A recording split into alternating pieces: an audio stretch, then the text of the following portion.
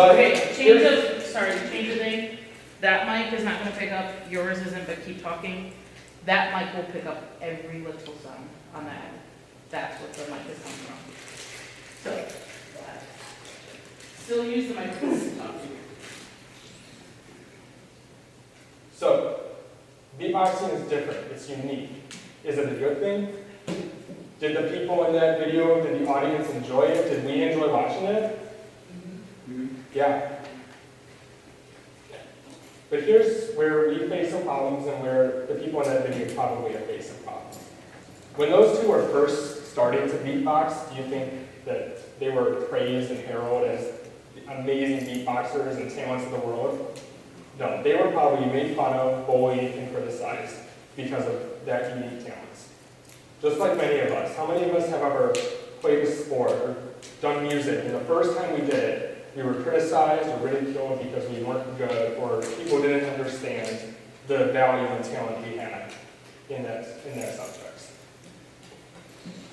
Did anyone tell us or tell them that they were good at it? Or to find a new hobby and just drop beatboxing in general? Probably. We probably all face that. Where people have both told us that, hey, that's really cool that you can do that. You should keep doing it. And on the other end of things, hey, that's really stupid, knock it off. Beatboxing is generally considered pretty cool and interesting.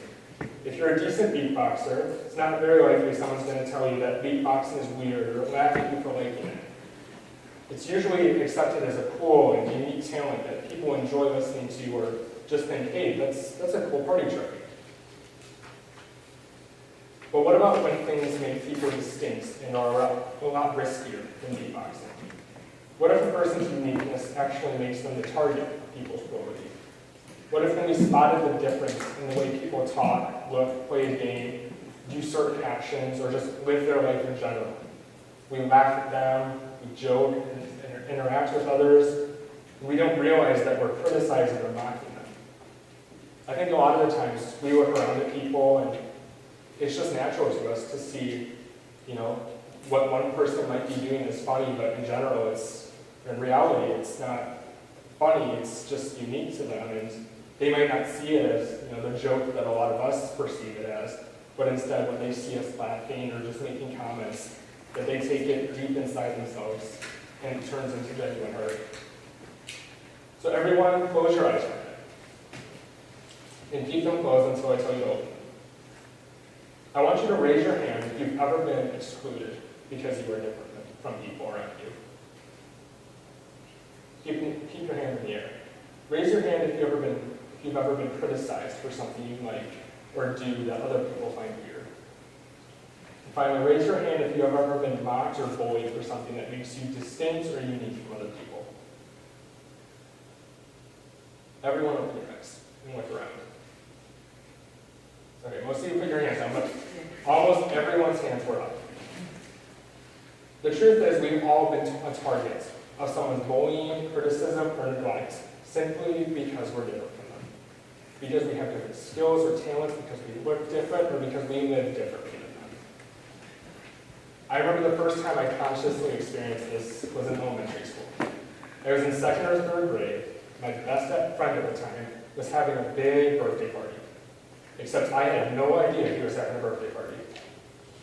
He had a lot of people from our class over, but I was never invited. Now, at 8 years old, hearing about the party afterwards, but never getting an invitation, could only mean one thing. Oh, he just put my invitation in the wrong cubby at school. No big deal.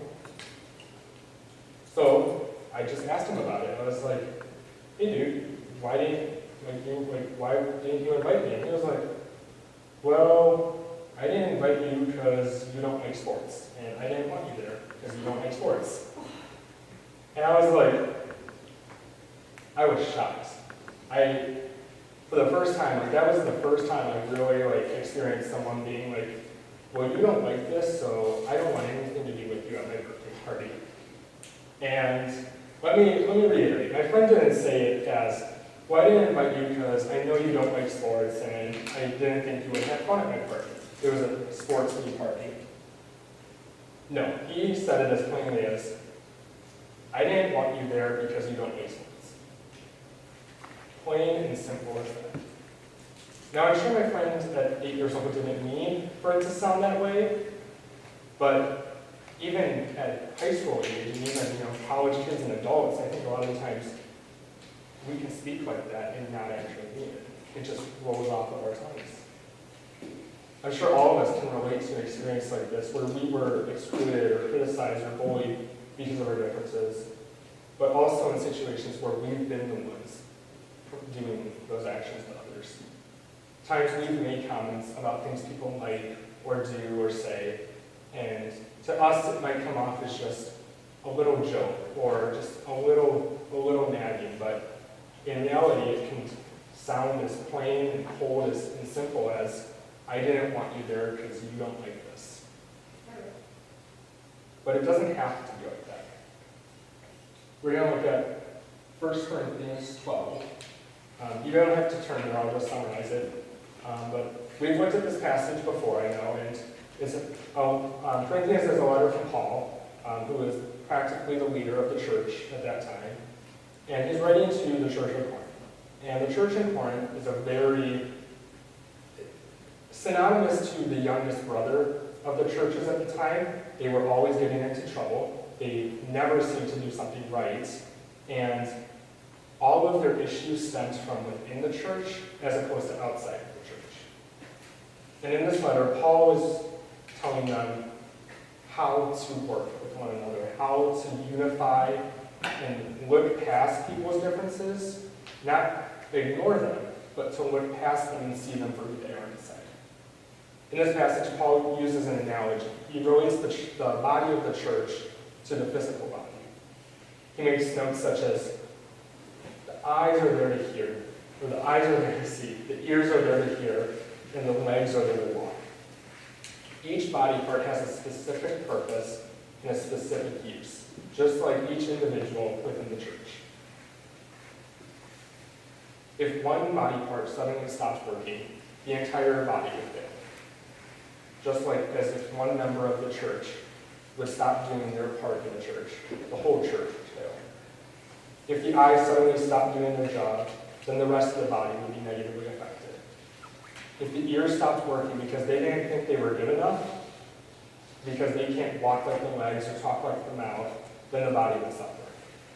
In much the same way, if we stop using our gifts and abilities for God's purpose, then not only will we hurt the people in our church and in our ministry, but everyone around us. The truth is that the body of Christ is not just within the church. It's out in the entire world. So if we stop doing our part within the church, we affect everything around us. There's another angle I want to approach this message at from here, because I think a lot of the time we're told to accept people's differences and be inclusive. And when it comes to certain things, that can be easy for some of us. When we disagree with one another on a favorite song artist or favorite type of food, it's easy to overlook those differences and not make a big deal of them. Even bigger differences, like a person's race or sexuality, can be easy for us to accept. But we're not called to accept our differences. We're called to celebrate our differences, celebrate our distinctions. In verse 26 of that passage, Paul says, if one part suffers, every part suffers with it. If one part is honored, every part rejoices with it. We need to celebrate our differences and distinctions. Rejoice in not just what makes us distinct, but what makes everyone around us distinct.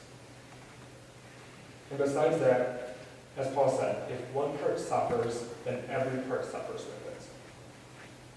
We need to openly accept suffering on behalf of others because of their differences and uniqueness. Whenever you see someone in school or just out and about in public being mocked or neglected or ridiculed for a uniqueness they have or a distinction about them, whether it's a look they have or the way they do something, we're not called to just look past it and internally say, oh, well, I don't, like, those people who are ridiculing them might not like that difference, but I accept it, so I'm okay. No, we need to step in instead of being bystanders and take on the suffering of others. We need to put ourselves out there for others and put ourselves at risk for the sake of others because of their differences. Can I have someone read from Revelation chapter 9 with the Bible? Alex?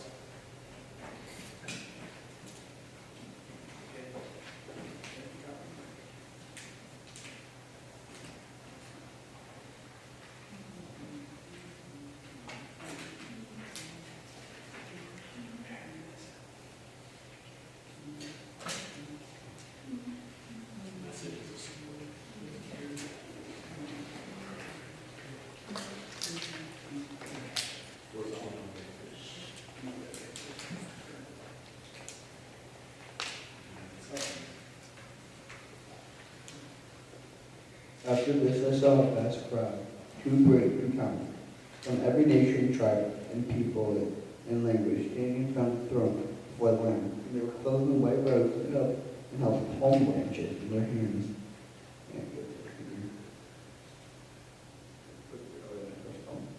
And they were shouting with a great roar, salvation comes from God, sitting on the throne, and from the Lamb. Thank you. That was beautiful. Now, this passage gives us a snippet of John's vision of heaven. And in it, he sees a giant crowd filled with every type of person on earth, different languages and nations, all coming together to worship God. There's one specific type of person. There's not one specific type of person, or specific type of group. John sees people from all walks of life and backgrounds. Every nation and every tribe is present as one. Each and every one of us is distinct, but we all share one purpose. Distinct individuals with one shared purpose. Once we recognize what makes us distinct, and we learn to accept and celebrate those differences, we start to see that we're really not all that different. So how do we get there? Well, first is to admit when it's uncomfortable, and recognize people's differences. And the key here is not to focus on the most obvious differences, but what makes us uncomfortable, right? Sometimes, as I was saying, it's easy for us to accept when people have different likes or dislikes, or when people have different hobbies. But think about what types of things make us uncomfortable. What types of things make us form negative assumptions of a person right from the start? Most of the time in people, this can be race, language barriers, political beliefs, sexuality, moral values, and even religious ideas. If it feels uncomfortable, it's probably where God wants you. The next step is to learn about people's distinctions. Now, this is pretty straightforward, but I want to emphasize that we need to go to the people in our lives to better understand. Not Google, not TikTok or Twitter, but the best way to learn about someone else's differences is to just talk to them. If there's someone in your life who comes from a different nationality or different ethnicity, and you just don't understand, and sometimes it makes you uncomfortable, instead of just shrugging it off and being like, well, I'll just accept it, go to them. Be curious. Be interested in them. Ask them about their culture and everything. Ask them about, well, why do you live life differently? Or why do you enjoy these things? Don't just shrug off people's differences, knowing that we should accept them, but actively engage in them and make note that people's differences are good for us too. They're not just good for them, or for us and our differences. Finally, as I said before, we need to celebrate people's distinctions, but not just celebrate them. We need to choose to celebrate them. Now let's be real. You don't have to raise your hands, but how many of us pray as much as we should? How many of us read the Bible as much as we should? How many of us come to Summit because we actively want to learn and follow God every week? I'm sure many of you, I hope many of you, do those things as much as you should, but the truth is, I know from experience, most of us don't, and that's okay. The obedience is a good thing. When we do something we're supposed to do, when we do something God specifically tells us to do, that's a good thing. But it's not just the obedience itself that gets us to the finish line. When we do things out of a sense of obligation, we lose the purpose of doing it. But when we do things simply because we want to, then we get a whole new perspective on them. If we choose to celebrate people's distinctions, not because we know we should, but because we genuinely want to, then we start to learn about who people really are and how similar we are despite our differences. If we celebrate people's differences simply because we know we should, then we not only hurt ourselves, but that person that we're interacting with. Because we're not being authentic with our love to them. If we talk to them and we accept who they are and their differences, but we don't take that extra step to willingly go out of our way to celebrate their differences, we're not being real. We're not being genuine in how we love others. When we choose to celebrate our differences and we seek out opportunities to do so, that's the other big thing, is we need to seek out opportunities to do this. A lot of times I think we say after a lesson, someone like, well, I'll do that, but only if God puts me in that situation. We have to seek it out. God calls us to be disciples. Disciples don't just sit on their couch and wait for the opportunities to jump in. The early disciples traveled all over the Middle East and in parts of Israel, trying to figure out what exactly God wanted for them. And that's what we need to do. We need to go out into the road. We need to closely examine the people around us and get deep, engage with the people around us to celebrate and learn about their differences. When we do these three things, we start to see people for who they really are. So in small groups, I hope you guys have a chance to reflect on what this may look like in your life. And I hope all of you at least try to apply it. Because I know a lot of the time in life, there aren't great opportunities to apply a lot of this stuff. But this is something all of us can do. Everyone in our life is different from us. That's a gift from God in itself, that we're all different. None of us are robots walking around, talking, looking exactly the same. We're all different. So I hope everyone at least thinks of one person in their life that they can go to learn about their differences, engage with them authentically, and move past the barriers that differences and distinctions put in us, and start to look at positives and start to look at what do we have in common with one another. Thank you.